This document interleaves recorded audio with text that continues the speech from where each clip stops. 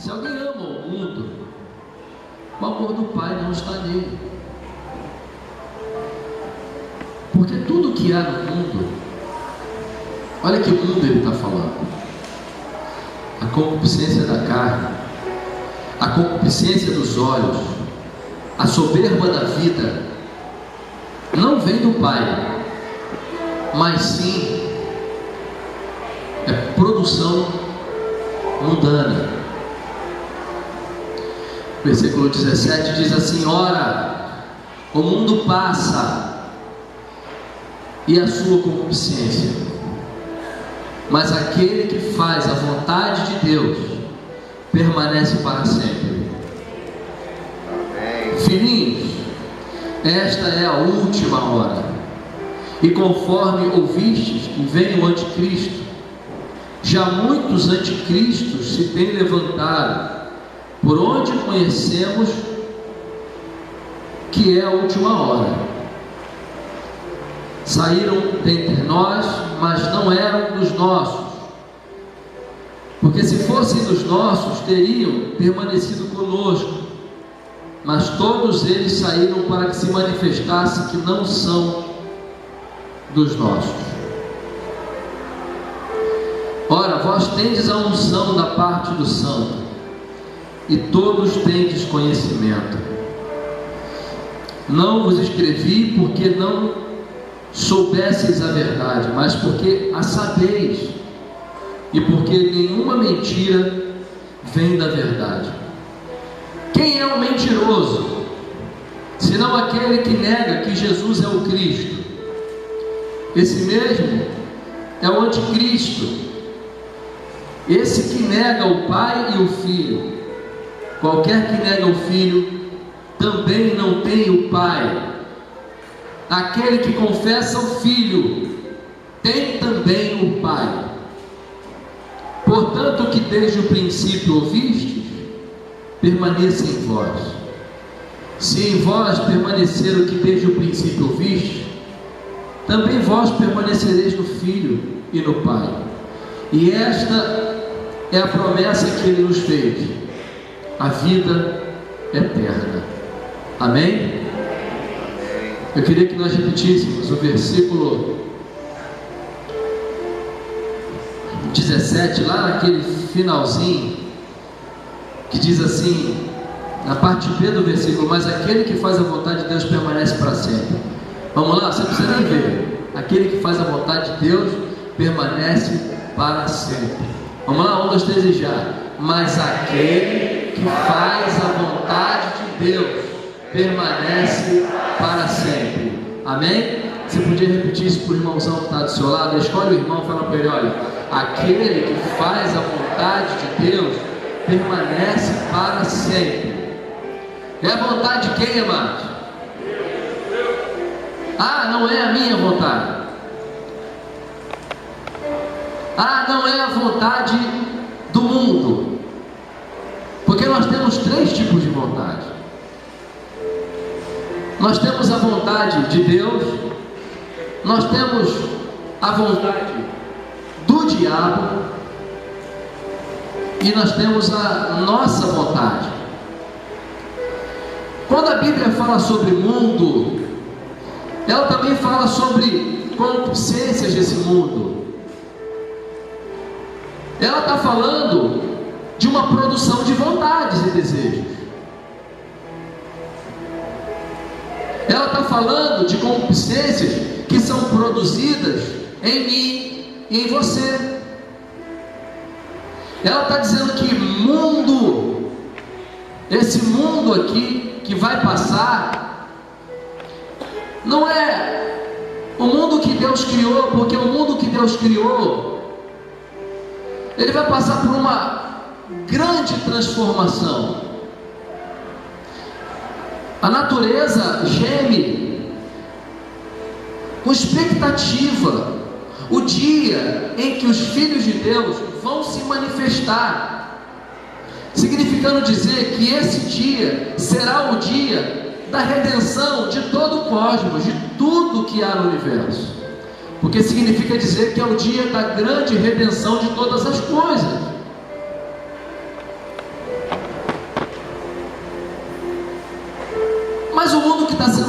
aqui, presta bastante atenção.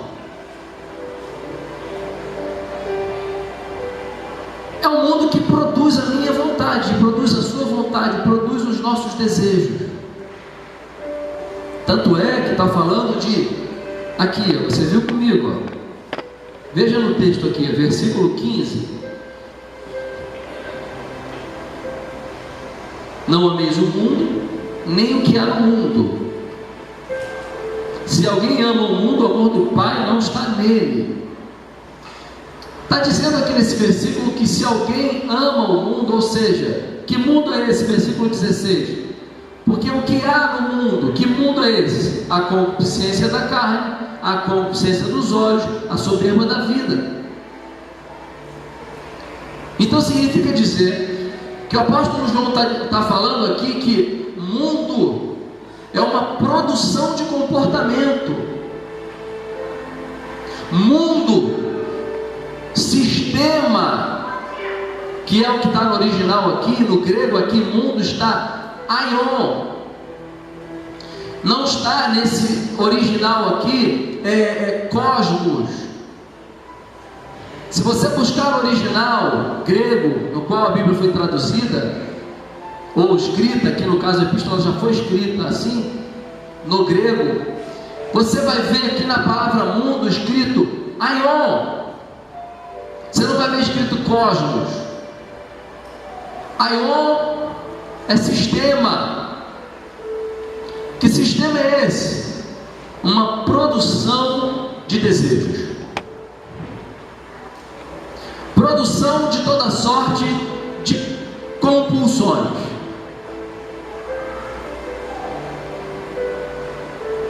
Se você analisar comigo aqui em Efésios capítulo 2, eu gosto muito de Efésios e gosto especialmente do capítulo 2. Quem caminha comigo há um tempo, acho que já viu que eu já li esse versículo, esse texto milhares de vezes. Mas em Efésios capítulo 2, a partir do versículo 2 diz assim: nos quais outrora andaste segundo o curso deste mundo, segundo o príncipe das potestades do ar, do espírito que agora opera nos filhos da desobediência, entre os quais todos nós também antes andávamos, nos o quê? Andávamos aonde? Peraí, eu não ouvi. Andávamos aonde? O que é que está dizendo aqui no versículo 3? Nós andávamos aonde? Só tem uma dúzia de pessoas aqui, mano? Nós andávamos aonde, amado? Desejo. Esquece o desejo da carne, porque fica parecendo, quando a gente fala desejo da carne, parece que fala de desejo para pecar, desejo de adultério, que pecado para crente é só pecado sexual, já repararam isso? Mas pensa que mundo, o curso que Paulo está dizendo aqui em Efésios, ele está falando que eu andava segundo o que? Um trilho chamado desejo.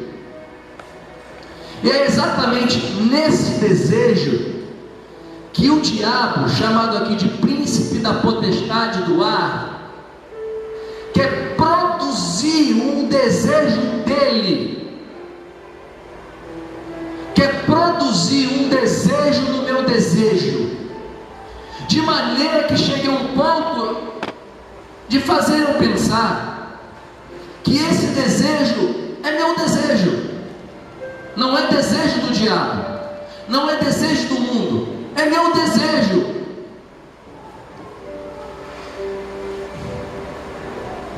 Jacques Lacan é um psicanalista. Ele diz que, tem uma frase dele maravilhosa que diz assim: o desejo é o desejo do outro.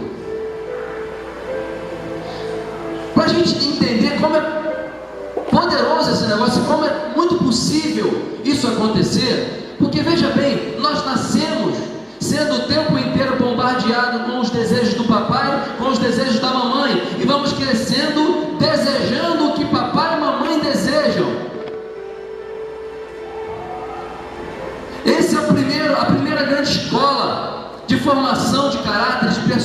vontade. Então, de maneira que o desejo não é a princípio o meu desejo, a priori o meu desejo.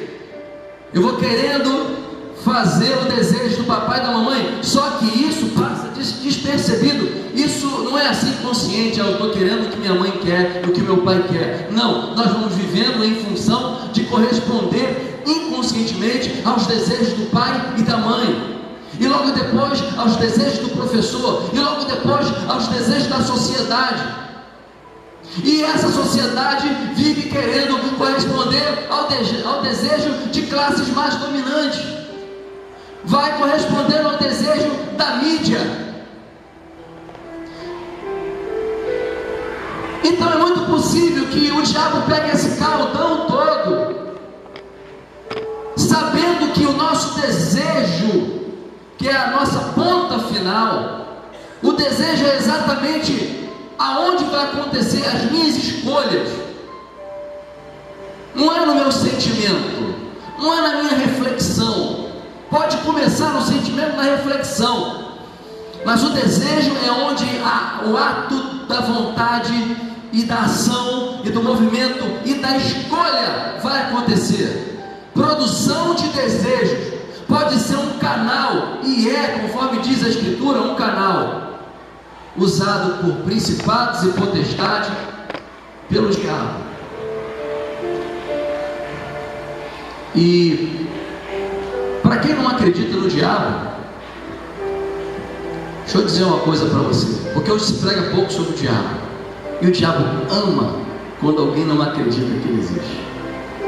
Porque, querido, eu vi uma cena hoje no Facebook de um rapaz que roubou num lugar assim, parecia um lugar bem pobre, e os caras estavam fazendo justiça com as próprias mãos. Os caras pegaram um pedaço de pau e começaram a dar no ladrão, jovem ladrão.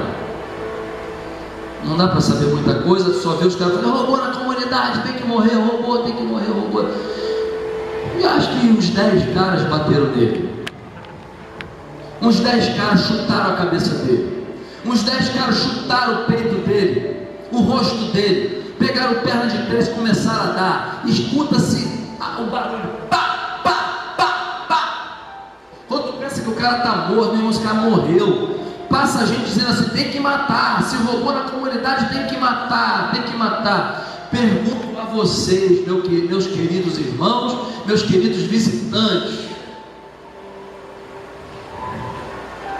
essa produção de desejo foi originada aonde?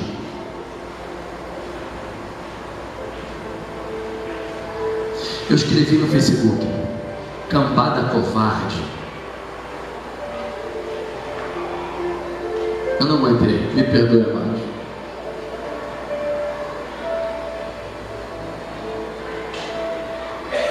Todo mundo aprovando tal ato, todo mundo aprovando, mas isso é produção de desejo. Por que é que você e eu muitas vezes desejamos um mal, fazemos um mal a alguém? Será que nós, apenas em nós mesmos, somos esses originadores do mal? Será que o mal é natural a nós? Segundo a palavra de Deus, o mundo produziu em mim tais concupiscências, e isso é o mundo. É a produção de desejos coletivos. Os irmãos terem uma ideia, o capitalismo há décadas atrás descobriu isso, que é possível produzir desejos. É daí onde vem cada vez mais a evolução do marketing, da propaganda. Além disso, a estratégia de se criar o problema para você trazer a solução. Além disso, você cria a doença porque eu tenho o remédio. Na medida que eu crio a doença, eu faço com que as pessoas desejem a solução, desejem o remédio. E não importa que remédio seja, se vai me produzir outro tanto de problemas, ou se vai comer o meu dinheiro inteiro. O fato é que produziu em mim um desejo.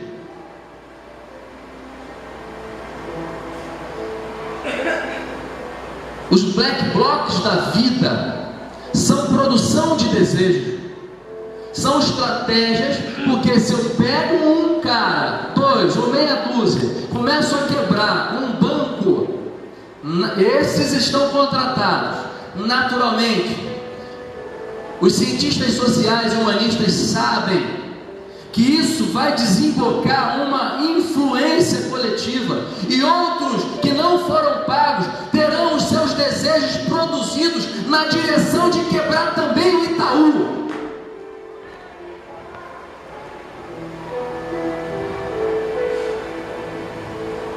Quantos estão entendendo, amado? O que leva o cara a dar paulada no outro caído, covardemente, sem saber o que está acontecendo. Quantos lembram daquela irmã crente que foi morta, foi linchada? Quantos viram no Facebook? Levanta a mão, quantos viram? Que leva as pessoas a pegar uma bicicleta, um jogo, pegar e botar assim na cara dela, assim na cabeça dela, assim. É produção de desejo. Mundo. Por isso a Bíblia fala que o mundo passa. O mundo vai passar, meu irmão. Mas olha a produção de outro desejo. Mas aquele que faz a vontade de Deus permanece para sempre. Aquele que faz a vontade de Deus permanece para sempre.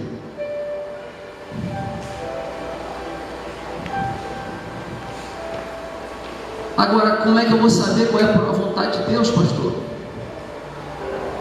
Como é que eu vou saber desse negócio? Em primeiro lugar, querido, só tem uma maneira de saber: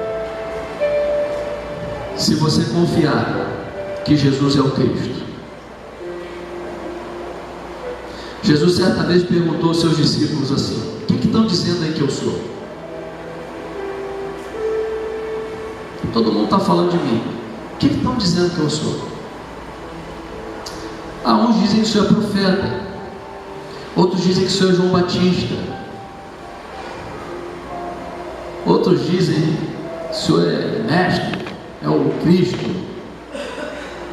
Nós diríamos hoje, uns dizem que o senhor é o Deus dos evangélicos, outros dizem que o senhor é o Deus do católico, que católico veio antes dos evangélicos. Colocação mais ignorante ainda. Uns dizem hoje, na contemporaneidade, uns dizem que o Senhor Jesus é a raspadinha. Outros dizem que o Senhor é o presidente da República, vai salvar o PT, vai Lula, vai salvar todo mundo. Alguns disseram que é Barack Obama, que o mundo todo parou para receber Barack Obama.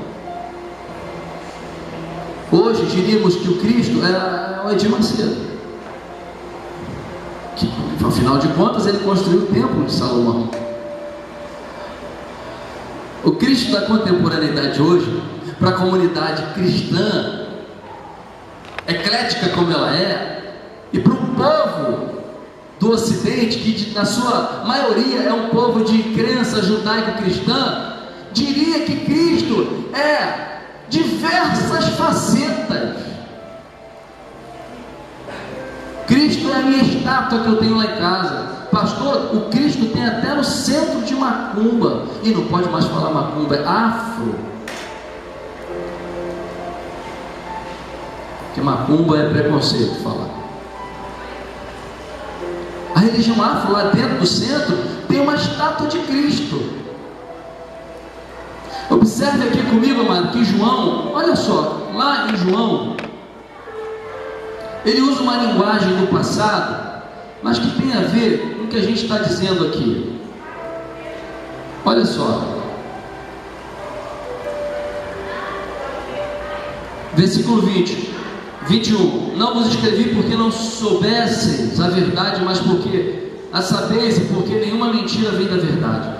Quem é mentiroso senão aquele que nega que Jesus é o Cristo? O que significa dizer isso? Que Jesus é o ungido, é aquele que vem da parte do Pai, Ele é o próprio Messias, Ele é aquele que foi prometido antes que o mundo fosse fundado. Aliás, tudo só foi fundado por meio dele, e para ele são todas as coisas. Jesus não é o Deus da religião B, A ou C. Jesus é o Deus eterno, Ele é a verdadeira vida. É isso que está dizendo aqui. Mas já nesses dias, alguns já apresentavam alguns anticristos, uns falsos cristos, assim como hoje é apresentado. E se você não tiver um encontro com esse Cristo, com esse Jesus aqui, com esse ungido, o Filho de Deus, aquele que estava no início de tudo, aquele a quem João chama de o Verbo de Deus, se você não crê nesse Cristo, que tudo foi criado por meio dele e para ele, se você não crê que esse Jesus sofreu toda a injustiça, foi açoitado pelos homens, cumprindo a palavra profética acerca dele, se você não crê que esse é o Cristo que foi prometido a Eva, foi prometido a Adão e Eva, prometido a nós, dizendo que dela nasceria um que pisaria a cabeça da serpente, se você não crê que esse Cristo é o Cristo que transcende, é além, é acima de todos os falsos deuses dos homens e do mundo inteiro, você vai viver um caminho equivocado de cristianismo. A tua vida vai continuar do jeito que está aí. Você vai continuar frio do jeito que você é. Você vai continuar amando o mundo, amando as produções de desejos e concupiscências, e vai estar achando que isso é tudo muito normal, vai estar achando que isso é tudo muito natural, vai estar achando que aquilo que o mundo hoje está dizendo e que estão nas televisões, cada vez mais indo de encontro e tentando na busca de produzir desejos em nós, cada vez mais está passando pelos critérios da moralidade bíblica, da sabedoria bíblica, e sendo aprovado por cada um de nós.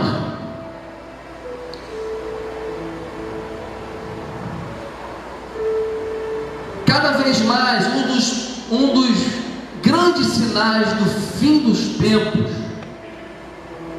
e todo aquele que é da verdade, que vai permanecer, e que vai fazer a vontade do Pai, e que não vai cair num sono espiritual, porque aquele que tem o Espírito Santo, aquele que foi selado com o Espírito Santo, não consegue cair num sono espiritual, a não ser que permita que a sua vasilha perca o azeite,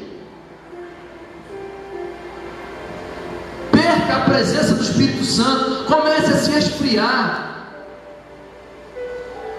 Todo aquele que é cheio de Deus, todo aquele que é da verdade, perseverar cada vez mais.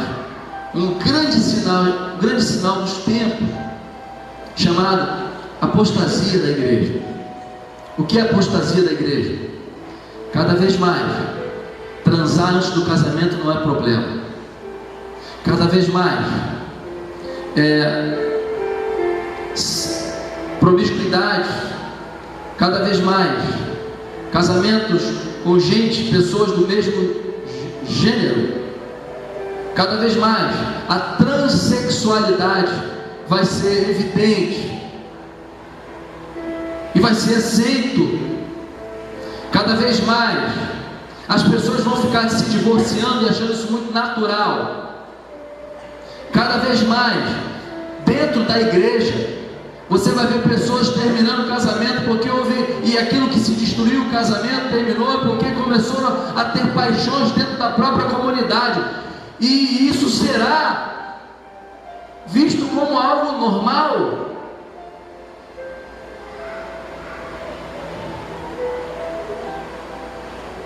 Cada vez mais as pessoas vão orar menos, cada vez mais as pessoas vão ler menos a Bíblia, cada vez mais as pessoas vão ler livros e livros de filosofias, de pensamentos humanos, vão estar cheios de intelectualidade, cheios de ciência, Cada vez mais as pessoas vão estar enganadas nas suas crenças, porque crença não é fé.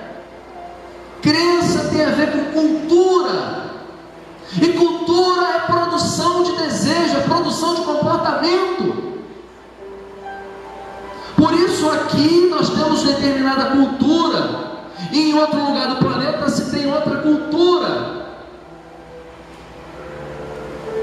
Cada vez mais você vai ver pregadores pregando a verdade e sendo perseguidos por ela. Cada vez mais você vai ver uma igreja marqueteira. Cada vez mais você vai ver uma igreja fria. Cada vez mais você vai ver pessoas desrespeitando a autoridade. Cada vez mais você vai perceber pessoas sem o menor sentimento e discernimento do que é corpo de Cristo. Cada vez mais as pessoas recorrerão menos a Deus e mais ao Deus ciência. Ora, pois a ciência me faz andar, a ciência me traz curas. Para que devo orar? Para que eu tenho que ir para uma campanha? Para que eu preciso do pastor? Para que eu preciso da palavra de Deus? Basta tomar um remédio. Perceba que todo o caminho da sociedade, cada vez mais, haverá um grande sinal: apostasia. Gente que um dia acreditou, gente que um dia tinha fogo de Deus no coração. E deixa eu dizer para você, se você entrou aqui nessa noite, você está ouvindo essa palavra, não está entendendo nada, cuidado. Se você está ouvindo essa palavra e essa palavra não está gerando nada no teu coração, cuidado. Se pelo menos essa palavra não estiver trazendo ao teu coração um alerta para cuidar da tua própria vida, porque isso tem a ver com você e comigo, tem a ver com cada um de nós.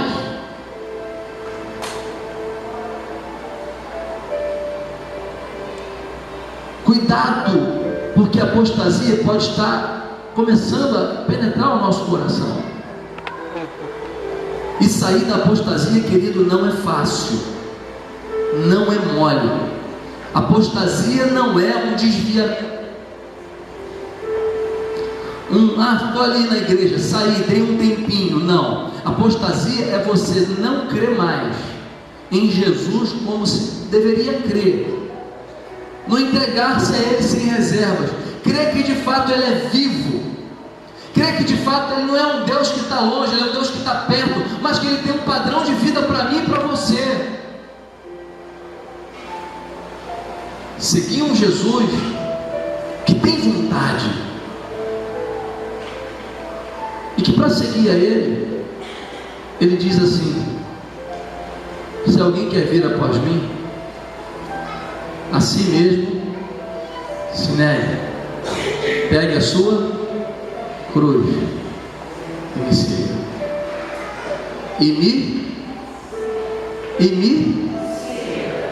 Como eu sigo alguém quando vivo chocando a vontade dele com a minha? É impossível. Impossível. Se a minha vontade prevalece sobre a dele, se o meu desejo é maior do que o dele, se eu não consigo abrir mão do meu desejo, do meu capricho, daquilo que eu idealizei como vida para mim, então eu faço parte desse grande caldo chamado mundo. Pastor, mas eu estou dentro da igreja, eu estou indo aos domingos. Mas presta atenção, a geografia do tempo não define vida de ninguém, mas apenas a palavra do Eterno, se você deixar entrar no teu coração, ela pode começar a definir a sua vida. Querido, nós deveríamos perguntar nessa noite se Jesus nos quer. Hoje nós vemos pessoas assim: eu vou pensar se eu quero. Não, acho que ainda não está no tempo não. Jesus, espera aí. Jesus, eu ainda estou a fim de dar uma transada. Jesus, Senhor, eu ainda não consigo abrir mão daquela situação que eu levo o dinheiro. Jesus, se eu te aceitar, conforme diz os evangelhos, como é que eu vou abrir mão? Eu não consigo abrir mão de pornografia, Jesus. Por isso, nesse texto nós lemos aqui, que aquele que não tem filho, não tem pai. Por que João está dizendo isso aqui? Porque tem gente que diz assim, não, eu creio em Deus,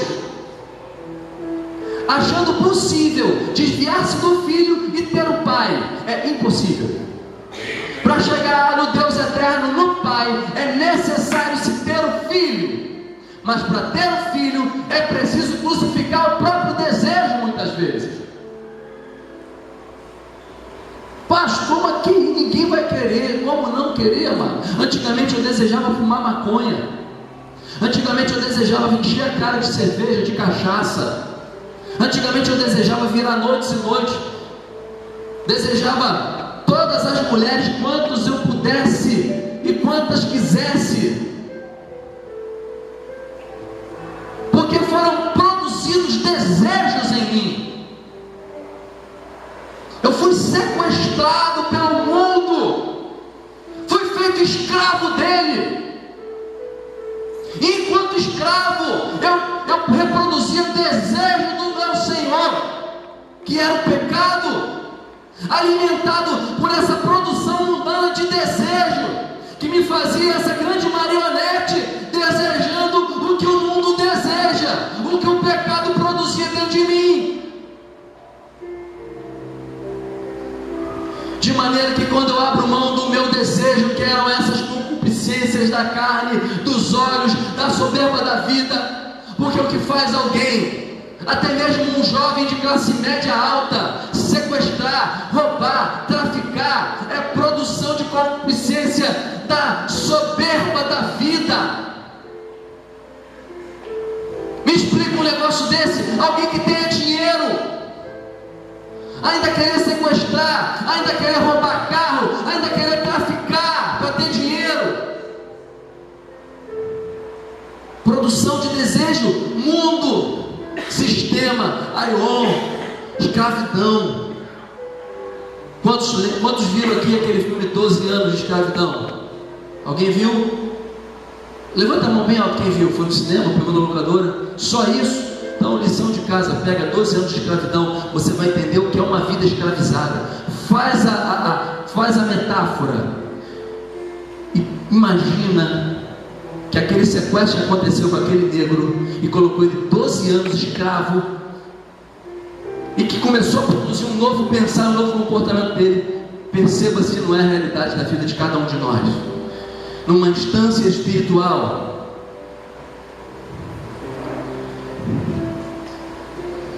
Porque o desejo de Deus é que eu não fumasse maconha. O desejo de Deus é que eu fosse, que eu aguardasse nele aquilo que ele tinha para a minha vida em relação ao projeto de família que ele tinha para mim. Porque o desejo dele é que eu estudasse, é que eu trabalhasse, conforme ele tinha dito a Adão: Adão, administra o jardim. Você não precisa dar pulo do gato, você não precisa cortar caminho, eu vou te abençoar. Mas se alguma coisa que vem em nós incomoda e que vai produzindo um outro desejo, que se torna o nosso desejo, e tão forte que começamos a achar que esse desejo produzido em nós, que nós achamos que é nosso, é melhor que o desejo do Pai. Mas justamente esse desejo vai fazer com que a gente passe juntamente com o mundo, porque o mundo vai passar, mas aquele que faz a vontade e que está sendo produzido no coração dele, o desejo do Pai, esse vai permanecer para sempre. O meu desejo é que todos nós escolhamos a vontade do Pai. Cada vez mais eu creio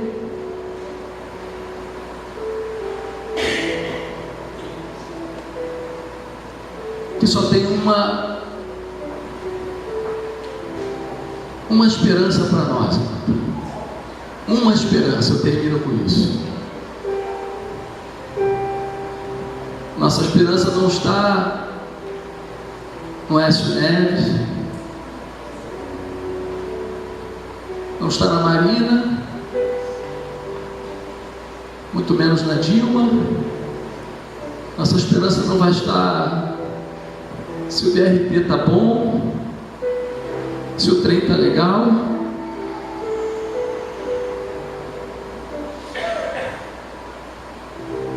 Nossa esperança é se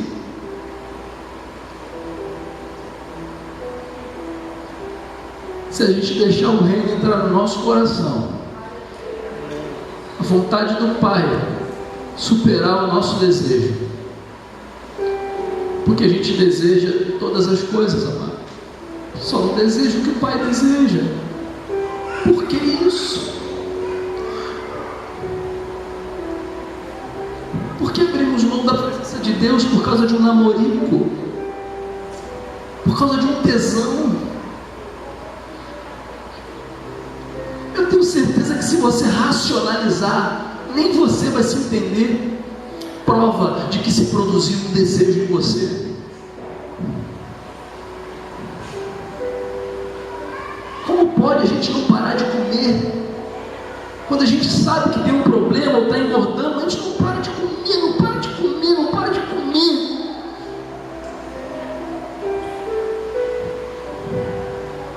Só tem uma solução, querido. É agasalhar no coração a presença de Jesus e deixar a palavra de Deus reinar em nós. Quando é que a gente vai parar de dar problema na nossa vida? Porque o maior problema que nós temos não são as coisas, as pessoas, somos nós mesmos. Quando é que você vai parar de fazer essas escolhas que você tem feito até agora? A tua vida não anda, não anda, não anda. Você diz assim: não, eu creio em Deus. Será? Será que você crê? Porque se você cresce no Senhor, você não deixava de estar com a palavra dEle, na casa dEle, se envolvendo para Ele, se entregando todos os dias para Ele, sabendo que Ele tem o governo, sabendo que Ele sabe o melhor para a tua vida, sabendo que Ele tem o melhor para você, sabendo que Ele está preparando algo sempre melhor para a tua vida.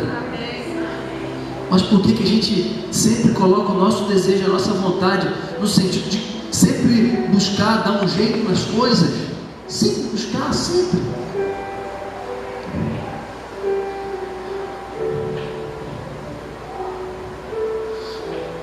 Nós vamos continuar lutando tudo que nós temos que lutar, mas enquanto Jesus não volta, porque Ele vai voltar, e cada vez mais fica evidente que Ele vai voltar. Percebe? A natureza, a terra, como que em dores de parto, contrações acontecendo, cada vez mais tragédias, cada vez mais terremotos, cada vez mais coisas desumanas acontecendo. Isso são como contrações, e cada vez mais as contrações vão ficando menos espaçadas. Daqui a pouco haverá o Filho de Deus sendo gerado mais uma vez dos céus sobre nós, fazendo justiça, chover justiça sobre cada um de nós. Mas até lá, enquanto a gente luta, de vez em quando a gente vai passar por desertos, por circunstâncias adversas. E será que essas circunstâncias vão produzir desejos em nós que nos distanciam da casa de Deus, da presença de Deus, da presença de irmãos, da palavra de Deus, da fé em Cristo Jesus? Porque esse é o grande X da questão. Como é que eu conduzo a minha vida até esse dia? Como é que eu conduzo? O que é mais importante para mim? O que é mais importante para você? Jesus, a vontade dele, ou a minha e a sua vontade? Quantos querem pegar a cruz de Jesus e falar assim: Senhor, eu quero crucificar a minha vontade? Na prática, significa dizer o seguinte: eu vou desistir daquele homem, eu vou desistir daquela mulher, eu vou desistir daquele trabalho, daquela situação. Então, no trabalho, entender o trabalho, né? Não estou generalizando. Eu vou desistir desse meu comportamento.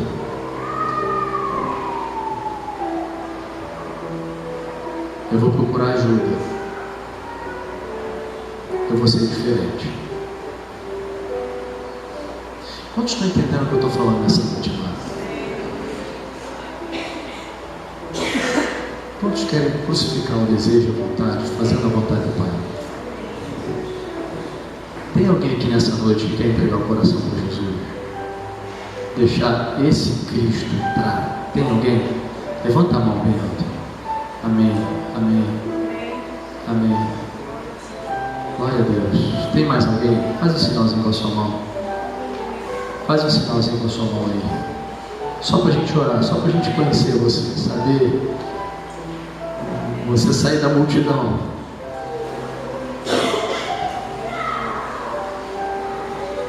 Vem cá no Ministério de Música. Estou pregando assim suavemente, procurando ser o mais honesto e sincero. Procurando, como diz hoje a galera, mandar o papo reto. Porque já basta de tanta mentira, já basta de tanto engano, já basta de tanta distorção.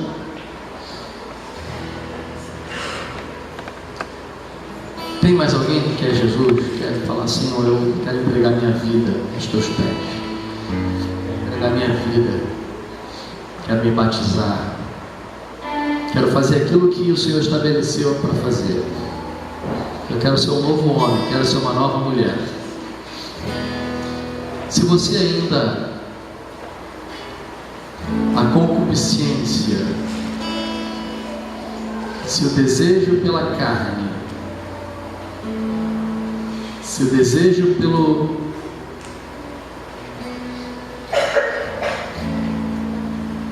por aquilo que você sabe que é contrário à vontade de Deus, e você sabe. Eu, quando eu estava lá na minha vidinha, fumando meu baseadinho, estou falando do jeito que eu falava antes, tá? Minha vidinha lá, que não ia em direção nenhuma, a direção era para mim mesmo. Eu sabia que eu estava vivendo uma vida fora dos padrões e dos parâmetros do Eterno. Eu sabia que na Bíblia estava a palavra da verdade. Eu sabia disso.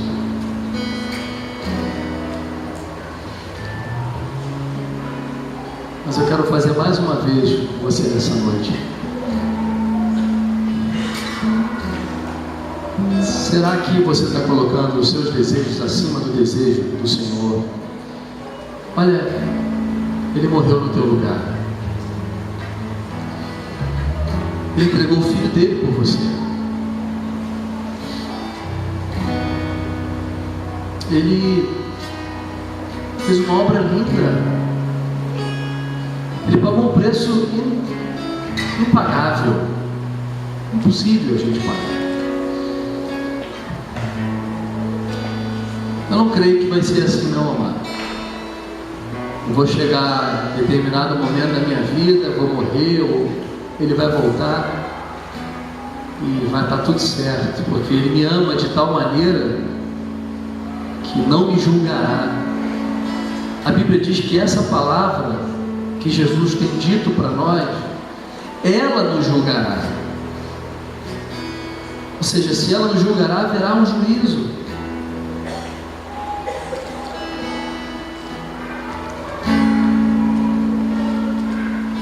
A produção do mundo que vai produzindo em nós esse desejo é sempre uma produção de desejo para nos distanciar, para nos desensibilizar quanto à presença de Deus. Quer ver só como a nossa carne é? Alguns estão incomodados. Porque estão diante da palavra do Eterno. Estão diante do espelho da palavra, na qual traz à tona situações do coração e da alma. Se você estivesse sentado à frente da televisão vendo uma novela, você estava à vontade. Se estivesse vendo um filme, estava à vontade. Se estivesse vendo porcaria na internet, estava à vontade. Essa é a carne. Esse é o homem do pecado. Mas o homem da luz, o homem que Deus tem chamado, tem prazer na palavra, tem prazer na presença de Deus. Tem prazer.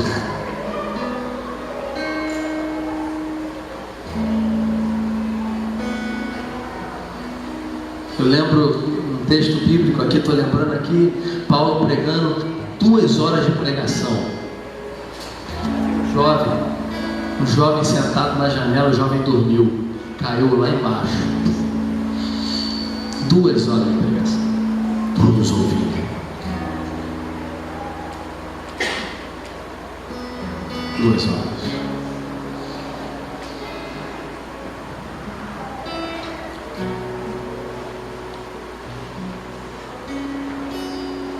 Você que quer receber a oração, fica de pé onde você está. Fica de pé onde você está. Você quer tomar uma atitude.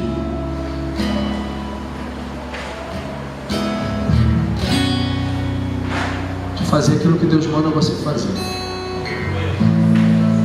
Você sabe que Deus, qual é a vontade de Deus para a tua vida. Eu não quero que você se levante para receber uma oraçãozinha. Não vou dar passe para ninguém. A gente não dá passe. Oração tem um foco. Eu estou orando por pessoas que querem ser discípulas, querem pegar a cruz e seguir a Jesus, querem ser discípulas. Gente que quer fazer diferença na geração. Gente parou, acabou, parou. Se você quer depois uma oraçãozinha assim para dar uma aliviada na luta, para dar uma curada em alguma coisa, a gente ora depois. Mas agora eu quero orar por discípulos. Quero orar por gente que quer Jesus. Eu quero Jesus. Quero Jesus. Perdoe-me a minha abordagem, mas eu quero Jesus. Eu quero Jesus. Eu quero gente que esteja dizendo isso. Esteja dizendo assim. Esteja, porque eu estou achando que tem muita gente perto. Aí daqui a pouco chega no Facebook e encontra a mesma pessoa falando abobrinha no Facebook. Aí eu percebo que no mínimo a pessoa se levantou para receber uma oração, mas é uma oração de proteção. Querido, se você quiser uma oração de proteção, só por oração de proteção, você tem diversos meios. E aliás, você precisa de proteção, orar para proteger você. Basta você vigiar.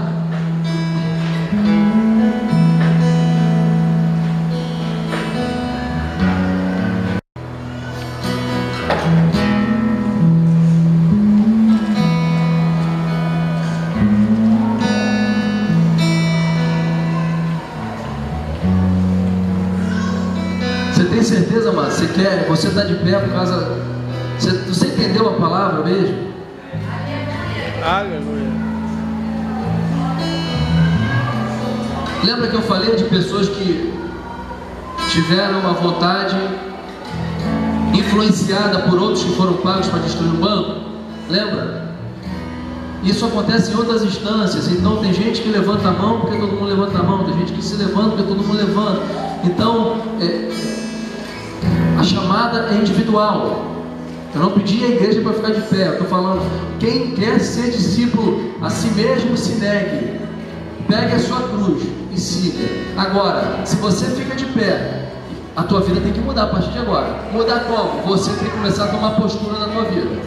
Você tem que perdoar a tua mulher, você tem que perdoar teu marido, você tem que ir atrás dela, você tem que botar prática na palavra, prática.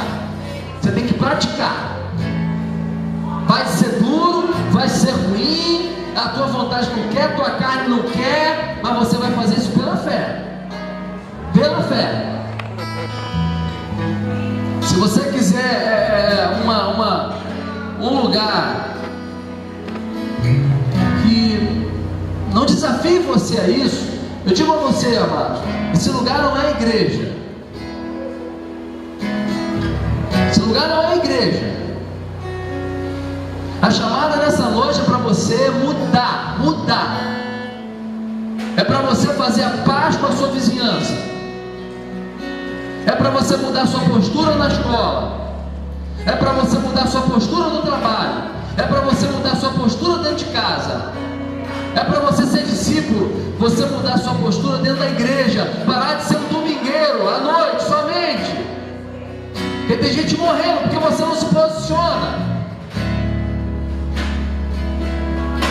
Tem gente morrendo, está o mundo morrendo, a violência. E a gente está botando na conta de político. Não tem conta de político. Nós somos responsáveis por isso. Eu posso começar a diferença na minha cidade, na minha vida, ao meu redor.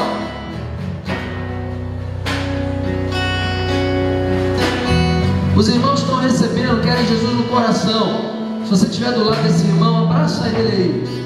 Abraça ele, ora por ele. Comece a ministrar perdão de pecados. Comece a pedir que o Espírito Santo venha sobre a vida deles. E põe as mãos sobre ele mesmo. E vamos orar. Quanto aos irmãos que ficaram de pé, porque querem ser discípulos, coloca a mão na cabeça, assim. Na cabeça.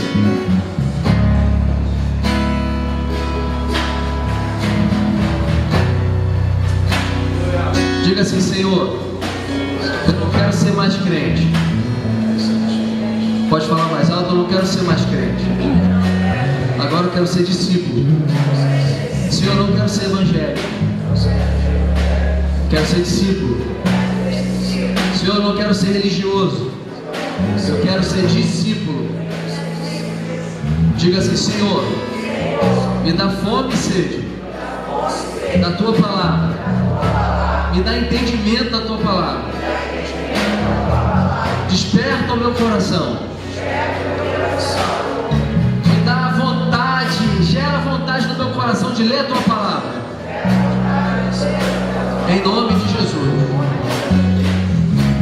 Senhor, eu coloco a minha vontade no teu altar. Eu sacrifico o meu desejo no teu altar. Eu quero te seguir, Jesus. E eu quero colocar isso em prática. Senhor, me mostra um lugar. Me mostra o meu lugar no corpo. Senhor, me mostra o meu dom, o meu talento. Senhor, se o Senhor me plantou nesse lugar, então eu quero frutificar nesse lugar. Eu não quero ficar esperando mais ninguém. Eu quero esperar o Senhor. Eu quero fazer pelo Senhor. Eu quero ser cheio da tua presença. Você pode levantar as mãos e dizer: vem Espírito Santo sobre a minha vida. Muda o meu coração. Oh, aquece o meu coração. Espírito Santo de Deus, vem sobre mim. Capacita-me, Senhor, a ser como tu queres que eu seja, a corresponder aos teus desejos, a tua vontade, a submeter a minha a tua, para que mesmo o mundo tendo passado, eu permaneça para sempre. Em nome de Jesus.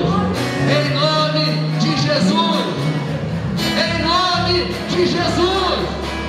Você pode dizer amém? Amém. Você pode aplaudir o Senhor. Aleluia. Aleluia. Aleluia. Aleluia. Vai acontecer uma batalha enorme. Talvez você vai chegar em casa, você vai pensar que nada, não, mais ou menos. Alguma coisa vai se levantar para desanimar você. Querido, a Bíblia diz que de vez em quando, ou de vez em sempre, O reino de Deus é conquistado à força.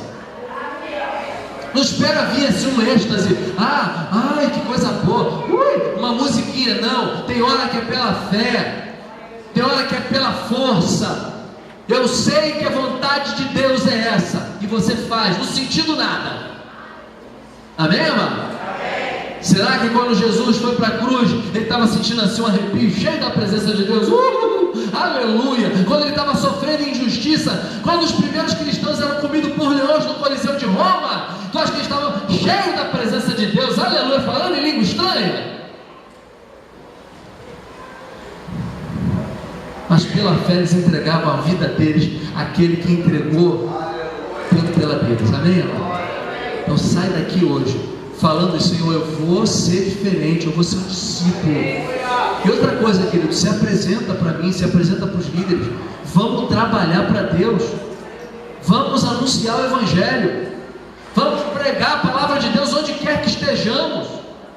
Vamos fazer diferença. Não há outra solução para essa sociedade senão a palavra de paz do Evangelho. Não há outra solução. Amém, querido? Glória a Deus. Então libera uma palavra sobre o teu irmão. Fala, você é um profeta de Deus.